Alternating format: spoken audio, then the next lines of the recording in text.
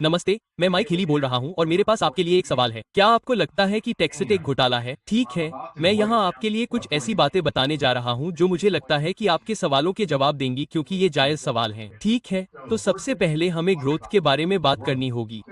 यह टोकन इतनी तेजी से और इतनी तेजी से कैसे बढ़ सकता है? तो मैं आपको कॉइन मार्केट कैप पर ले चलता हूं और मैं आपको यहाँ ये दिखाने जा रहा हूं। हम ये चार्ट दिखाने जा रहे हैं। जब यह चीज नवंबर के आसपास लॉन्च हुई थी तो यह लगभग 11 सेंट पर थी और वास्तव में यहाँ इस चार्ट पर आप 11 सेंट 1124 पर लगभग 12 सेंट देखने जा रहे हैं, है ना? तो 24 नवंबर, लेकिन इस स्थिर वृद्धि को देखें। आप इसे देख सकते हैं। हम बस आगे बढ़ते रहेंगे और यहाँ हम आज इसकी रिकॉर्डिंग के समय 60 सेंट को पार कर रहे हैं। डॉलर में इसका क्या मतलब है? यह वास्तविक प्रतिशत वृद्धि है। केवल 6 महीनों में 918% की वृद्धि। अब यह पागलपन है। अब यह कैसे हो रहा है? ये कैसे हुआ? और क्या यह अनुमानित है? क्या यह चीज आगे भी बढ़ती रहेगी? यह सवाल आपके मन में होना चाहिए। यह सवाल मेरे मन में था। तो कुछ दिन पहले मैंने अपने दोस्त टेरी टिलार्ड के साथ एक इंटरव्यू किया था और हमने टैक्सीकॉइन के संस्थापक बॉबी ग्रे का इंटरव्यू लिया था, जिसका क्लिप मैं आपको दिखाने जा रहा हूं, जो बताता है कि यह वृद्धि कहां जा रही है। और फिर उस क्लिप के बाद मैं दूसरी चीज समझाने जा रहा हूं जो उतनी ही महत्वपूर्ण है जितना कि यह सिक्का चांद तक कैसे जाता है, और आपको उसे देखना होगा। तो चलिए उस क्लिप पर आते हैं कि इसकी वृद्धि कैसे मापनीय और अनुमानित है। तो इसे देखें। आपने बताया कि आपको कैसे लगता है कि मूल्य खदान के आकार के बढ़ने के साथ ही उसके अनुरूप है, और मैंने आपको पिछले हफ्ते भी देखा था। हमारी एक बातचीत हुई थी जिसमें आपको लगता है कि मूल्य चार्ट में एक स्थिर वृद्धि वक्र है जिसके बारे में आप बात करते हैं, और आपको लगता है कि महीने दर महीने हम कहां पहुंच रहे हैं। क्या आप लोगों को यह समझाने में मदद कर सकते हैं कि आप इसे कैसे प्राप्त करते हैं? क्योंकि कुछ लोग हंसते हैं जब वे कहते हैं, हाँ, यह आदमी 1 साल बाद की कीमत का अनुमान लगा सकता है और आप जानते हैं कि ऐसा होने वाला है, और जैसे कि वह इस पर किसी भी तरह का नियंत्रण रखता है। तो शायद हमें इस बारे में कुछ बताएं कि यह कैसे प्राप्त किया जाता है और आप इसे कैसे देखते हैं और आप इसे कैसे योजना बनाते हैं। हाँ, जरूर। तो मुझे लगता है कि आप वहाँ दो अलग अलग चीजों के बारे में बात कर रहे हैं। मुझे देखने दे कि क्या मैं उन्हें तोड़ सकता हूँ और दोनों को संबोधित कर सकता हूँ। पहला है सिक्के के आकार और मूल्य के बीच संबंध, और इसलिए मैंने काम के प्रमाण के सिक्कों के साथ यही देखा। और आप सिक्के के बाजार पूंजीकरण पर जा सकते हैं और आप काम के प्रमाण के सिक्कों के बाजार पूंजीकरण पर एक सूची प्राप्त कर सकते हैं और आप वह डेटा देख सकते हैं। आपको वापस जाकर कुछ माइनिंग डेटा एक्सट्रपोलेट करना होगा, हो सकता है कि किसी दूसरी साइट से। लेकिन अगर आप माइनिंग डेटा को प्राइस डेटा के ऊपर रखते हैं तो आप फिर से देखेंगे कि इन दोनों चीजों के बीच बहुत मजबूत संबंध है, और इसकी वजह ये है कि माइन जितनी बड़ी होगी, नेटवर्क उतना ही विश्वसनीय होगा।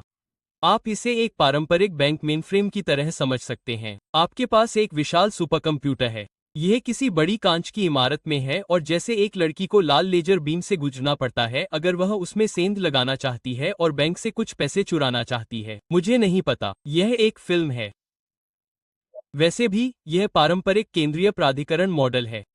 आपके पास एक बड़ा मेनफ्रेम है ना? और यह सभी बैलेंस और सभी लेन देन और क्रेडिट हिस्ट्री और उस सब चीजों पर नजर रखता है। लेकिन क्रिप्टो के साथ हमारे पास ऐसा नहीं है। हमने उस केंद्रीय प्राधिकरण को खत्म कर दिया है। हम विकेंद्रीकृत हो गए हैं। यह इसके विपरीत है, और इसलिए हमारे पास ये नोड हैं जो पूरे ग्रह पृथ्वी पर या हमारे उदाहरण में टेक्सास राज्य में हैं।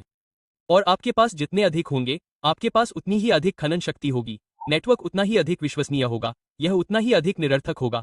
लोगों के उस पर निर्माण करने की संभावना उतनी ही अधिक होगी। निर्माण क्यों मायने रखता है? क्योंकि अगर कोई आपके नेटवर्क पर निर्माण करता है तो वे कह रहे हैं, अरे मुझे ये पसंद है, या तो यह एक वैचारिक समानता है, या यह अमेरिका में बना है, या मुझे इस नेटवर्क के बारे में कुछ पसंद है। मैं इस नेटवर्क के ऊपर अपना ऐप या अपना डैप बनाने जा रहा हूँ। उद्धरण चिन्ह। खैर, नेटवर्क के साथ संवाद करने के लिए उन्हें लेन देन शुल्क का भुगतान करना होगा, और लेन देन शुल्क बहुत अधिक नहीं है, लेकिन फिर भी आप उस नेटवर्क का उपयोग करने के लिए कुछ भुगतान कर रहे हैं। और इसलिए नेटवर्क जितना बड़ा होगा उतना ही सुरक्षित और विश्वसनीय और निरर्थक नेटवर्क होगा। जितने अधिक लोग उस नेटवर्क के ऊपर निर्माण करेंगे तो खनिकों द्वारा और उनके लिए लेन देन शुल्क उतना ही अधिक होगा, है ना? जो लोग इसे बना रहे हैं वे बिजली बिल चुका रहे हैं, और इसलिए हम ये बड़ा नेटवर्क चाहते हैं। और जैसे जैसे नेटवर्क बड़ा होता जाता है और अधिक लोग इस पर काम करते हैं, आप अधिक एप्स और डीएपीएस पर टीएक्स या टैक्सीकॉइन द्वारा संचालित देखना शुरू कर देते हैं। अब इसमें अधिक रुचि है। लोगों को वहां जाना पड़ता है और उन्हें उस नेटवर्क पर संचार करने के लिए नेटवर्क शुल्क का भुगतान करने के लिए टीएक्सी खरीदना पड़ता है। तो यह एक आत्मसुदृढ़ चक्र की तरह हो जाता है, जहां नेटवर्क जितना बड़ा होता है उस नेटवर्क के लिए मूल मुद्रा उतनी ही अधिक मूल्यवान हो जाती है। क्या ये समझ में आता है? ठीक है, बहुत सरल है है ना? यह बिल्कुल समझ में आता है यदि आप देखते हैं कि उनके पास समुदाय का विकास, विस्तार और इसी तरह की वृद्धि है। अब अगला महत्वपूर्ण हिस्सा, क्योंकि उपयोगिता, केस स्टडी, प्रयोज्यता के बारे में यह प्रश्न हर समय उठता है। ठीक है, क्या यह कुछ ऐसा होगा जिसका लोग उपयोग कर सकते हैं? खैर, लोग पहले से ही दुनिया भर में सभी प्रकार के रूपों में क्रिप्टो का उपयोग कर रहे हैं। सिर्फ यही संयुक्त राज्य अमेरिका में ही नहीं, बल्कि पूरी दुनिया में पीयर टू पीयर ट्रांजैक्शन के लिए, और यह लगातार महत्वपूर्ण होता जा रहा है। अब मैं आपको जो हिस्सा दिखाना चाहता हूँ वह उनका पहला हिस्सा है। टेक्सास में शुरुआती तौर पर आप इसे केस स्टडी कह सकते हैं कि वे क्या कर रहे हैं, और मुझे लगता है कि आप समझ जाएंगे कि यह एक अच्छा मॉडल है।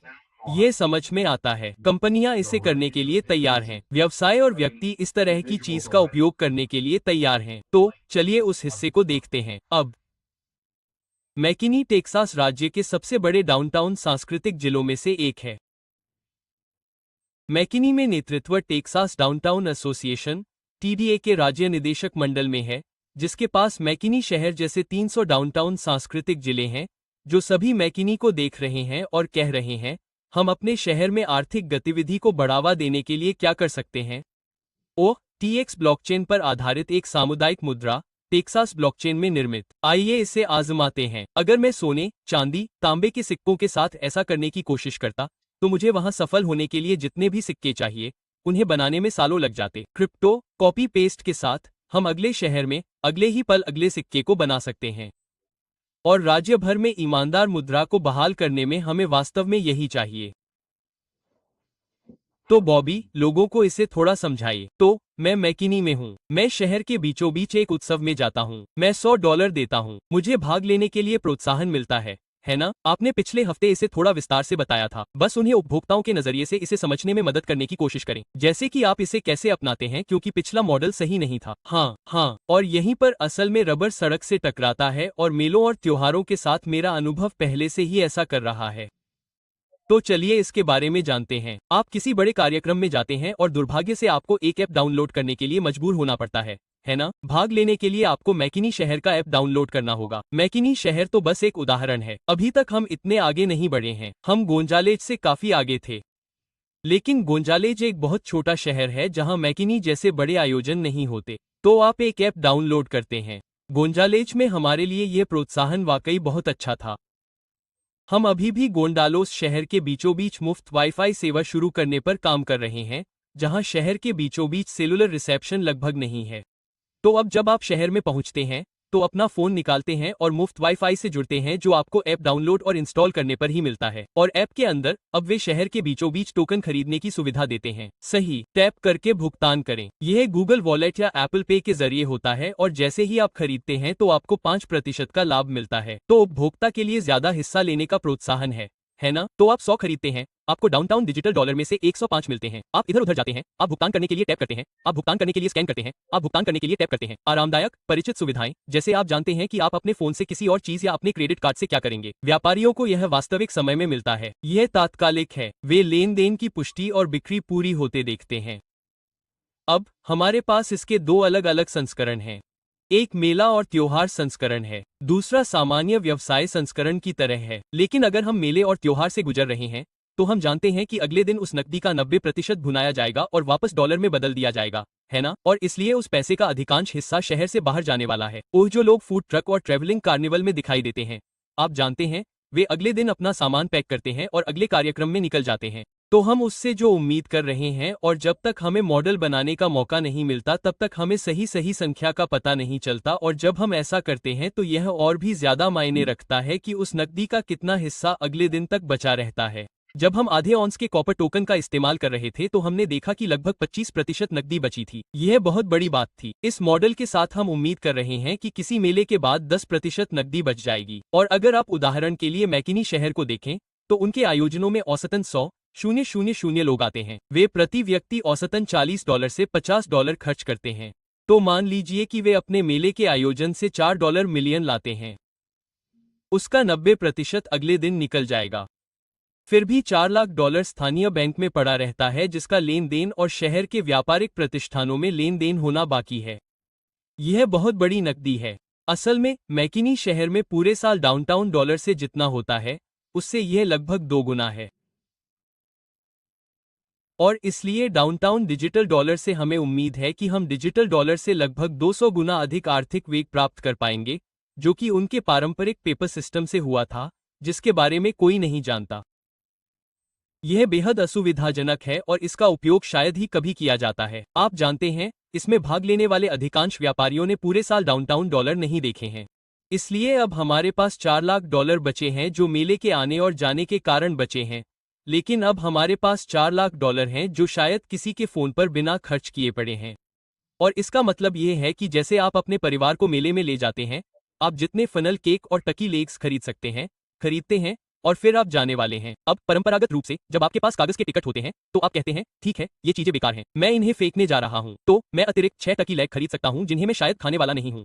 उद्धरण चिन्ह। और फिर आप जानते हैं, हम अपने सभी टिकटों का उपयोग करते हैं। खैर, अब अचानक, क्योंकि हम मेले के खत्म होने के बाद भी डाउनटाउन डिजिटल डॉलर खर्च कर सकते हैं, हम अगले हफ्ते पब में वापस आ सकते हैं, या हम अगले हफ्ते कॉफी शॉप में वापस जा सकते हैं, या हम परिवार को रविवार को रेस्तरां में ब्रंच पर ले जा सकते हैं। और इसलिए अब हमारे पास एक ऐप है जो आपको अलर्ट, एक पुश नोटिफिकेशन देता है। आपके पास 20 डिजिटल डॉलर बचे हैं, आइए उन्हें डाउनटाउन ले जाएं। मंगलवार रात को वाइनरी में हैप्पी आवर में एक विशेष ऑफर है। आप जानते हैं, अब हम उन लोगों को फिर से मार्केटिंग कर सकते हैं जिनके पास अभी भी सिक्के हैं और उन्हें वापस बुला सकते हैं। फनल केक पर बेकार में उन्हें खर्च करने के बजाय वे अब अपने परिवार को डिनर पर ले जा सकते हैं। ओह, डिनर होने वाला है 60 रुपये, मुझे तो बस 20 रुपये मिले, मैं 100 रुपये और जोड़ूंगा ताकि अगली बार के लिए मेरे पास कुछ और हो। सही है। तो डिजिटल अर्थव्यवस्था में नकदी का प्रवाह लगातार बना रहता है। अब व्यापारियों के पक्ष में आपके पास दूसरा हिस्सा है।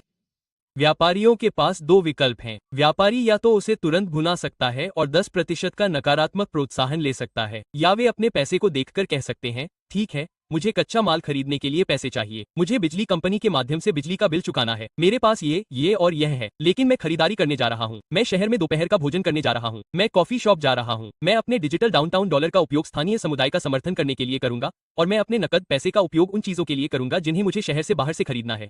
उद्धरण चिन्ह। लेकिन हम अभी तक यह नहीं जानते हैं कि कितने व्यापारी तुरंत कैश आउट करेंगे, उस डिजिटल डॉलर को वापस फिएट करेंसी में बदलेंगे और उसे वॉलमार्ट में ले जाएंगे।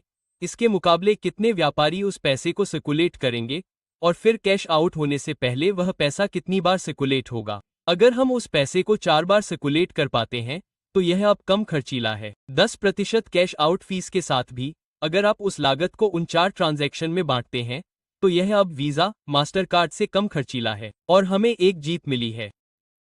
अर्थव्यवस्था से बाहर जाने से पहले एक सामुदायिक मुद्रा को खर्च करने की औसत संख्या 40 बार होती है, और क्रिप्टो के साथ क्रिप्टोकरेंसी हमें जो पारदर्शिता देती है, उसके कारण हम उस पैसे को ट्रैक कर सकते हैं। ठीक है, यह कहाँ गया? यह कॉफी शॉप से शुरू हुआ, यह बुटीक में गया, यह बुटीक से बेकरी तक गया, बेकरी ने इसे इस दुकान में ले जाया। आप जानते हैं, हम लोगों को इस बारे में थोड़ी जानकारी दे सकते हैं कि यह कैसे हुआ। उनके शहर की आर्थिक स्थिति। आप जानते हैं, हम सोच रहे थे कि शायद हम इसे थोड़ा और गेम जैसा बना सकते हैं। कॉफी शॉप के स्थानीय रूप से पैसे खर्च करने की संभावना कॉफी शॉप बी की तुलना में 9 गुना अधिक है। ठीक है, ये समझ में आता है ना? तो आपको बस खुद से एक सरल प्रश्न या वास्तव में 2 प्रश्न पूछने होंगे। क्या ये करने लायक है और क्या मैं ये कर सकता हूँ? ओह, वास्तव में सरल उत्तर शायद ये है कि इसमें कुछ भी नहीं है। आप मूल रूप से कंपनी से नोड उठाते हैं और आप रिवॉर्ड के रूप में टोकन माइन करते हैं। फिर उन रिवॉर्ड को USDC में बदला जा सकता है और आप उनका उपयोग कर सकते हैं। टेक्सास समुदाय में पहले से ही ऐसे लोग हैं जो इसे एक प्रकार की वस्तु विनिमय मुद्रा के रूप में उपयोग कर रहे हैं, जो कि अद्भुत है। तो उस व्यक्ति के पास वापस जाएं जिसने आपको ये दिखाया था, वो उन्हें बताएं कि आप या तो अधिक जानकारी चाहते हैं या आप एक नोट को लॉक करने और शुरू करने के लिए तैयार हैं। तो फिर से धन्यवाद और मैं आपसे दूसरे पर मिलूंगा।